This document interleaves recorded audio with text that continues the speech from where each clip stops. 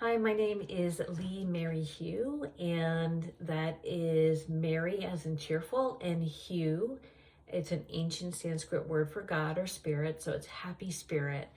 And I can help you with your celebration of life for your loved one, doing the funeral service both at a chapel or any location and at the graveside. One of the reasons I got into this work is I have 30 years experience as a therapist, both in psychiatric hospitals and in private practice. And about 5 years ago, I pivoted into spiritual counseling. I'm an ordained minister in hospice and also coaching. So it was natural that the families I worked with in hospice reached out to me to do their celebration of life, as they were able to witness me at bedside. They knew that I understood what their loved one had been through from beginning to end. And also I worked with a lot of the family members, either over on the phone if they were out of state, or in the home. So they got to know me, they got to know how I showed up, and it was natural that I would bring closure to this journey that they had been on. And I'm honored to do the celebrations of life, and I enjoy doing them. I like working with the family. Each service that I do is unique. We write it together and we get the family input. I gather as much information as I can about the person, so I have the sense of who they are and invite that presence into the service. Which leads me to, well, how do you do a celebration of life? And generally, they last about 30 minutes, 45 minutes to an hour. It depends on a couple things. One, how many people are there? And two, how many people would like to share? So I have done some very short, quiet, intimate graveside services that were 20 minutes, and they were stunning. It was just a very sweet moment. And I've done long celebrations of life where you have a large Italian or Spanish speaking family and everyone wants to share, and those can go on for about an hour or so. So that is the timeline. Generally how it works is there's some music played in the beginning, there's a welcoming, then there might be a poem read or a story.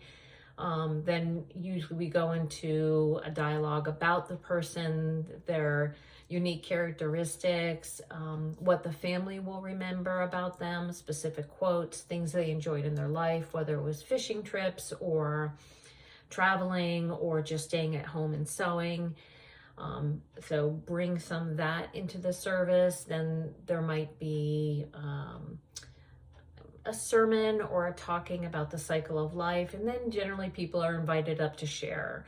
The family picks usually about 3 people that might want to share a story or a particular poem, or something that happened, event that they will never forget.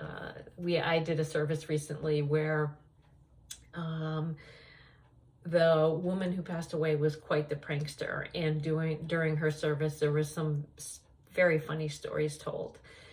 And that brings me to my next point, that we want the celebration of life to be sincere, but it doesn't have to be serious. People are gathering, they haven't seen each other in years, and there might be some lighthearted moments. Everyone grieves differently. So the person who has been at bedside, maybe caregiving role for 2 months, 2 years, 12 years, there could be some relief. There could be a sense that the person is at a better place and they're much more comfortable.